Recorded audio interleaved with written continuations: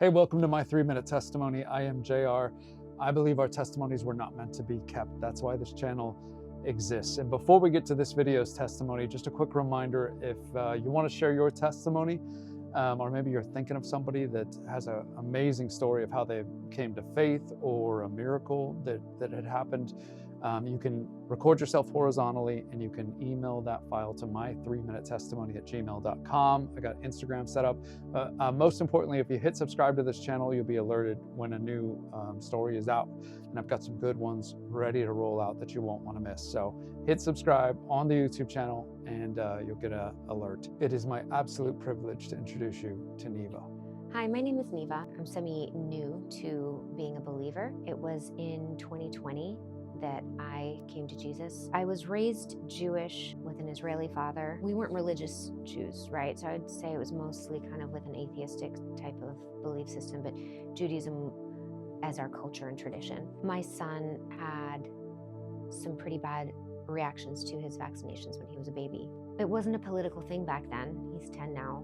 It wasn't a political thing. It was just something that I understood that my son couldn't do, and I just stopped doing it and kept it to myself. As it became this political push, it became very frightening to me that I was maybe going to lose the right to keep him safe in that way, right? Because I never wanted him to receive another vaccination again. And as 2020 approached and I felt like the world getting smaller and smaller, once the lockdowns happened, and I was alone with my 5-year-old son for however long the lockdown was. My family was too afraid to come anywhere near us. I was really frightened about the world. I mean, I really felt that something bigger was going to happen. I didn't know how I could keep myself and or my son safe, and I was so alone.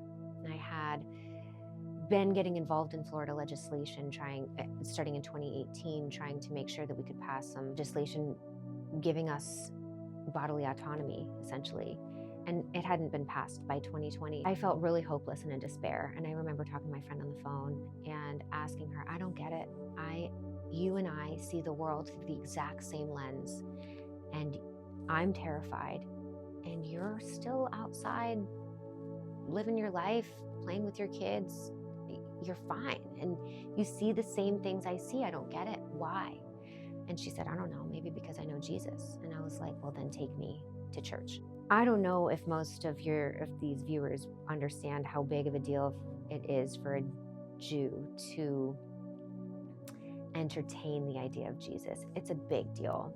And it's not an easy thing to do, but despair will get you to do some things, right? And if that was going to be my relief, that was going to be my relief.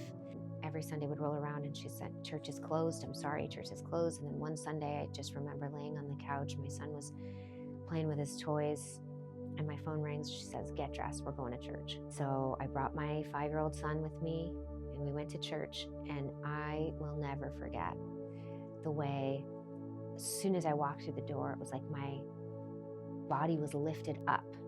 I felt this vibration through my whole body. The sermon began, and it was all about all these Jews that had converted to Christianity. And I asked my friend, did you tell him I was coming? Is that why the sermon is about this today? And she laughed at me. She said, no, that's just the way God works. From that moment forward, my whole life really changed. I mean, I felt lighter.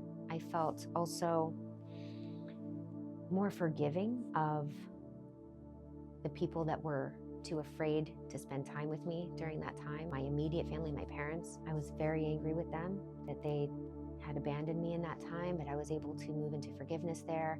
And it was just miracle after miracle after miracle. I mean, there isn't enough time to go through them. It took me a few years to get comfortable enough to go and get baptized, but I did ultimately get baptized last year. I don't know, the world is a scary place. It doesn't seem to be getting better, but I'm much less afraid, and I don't worry about those things. I just feel at peace.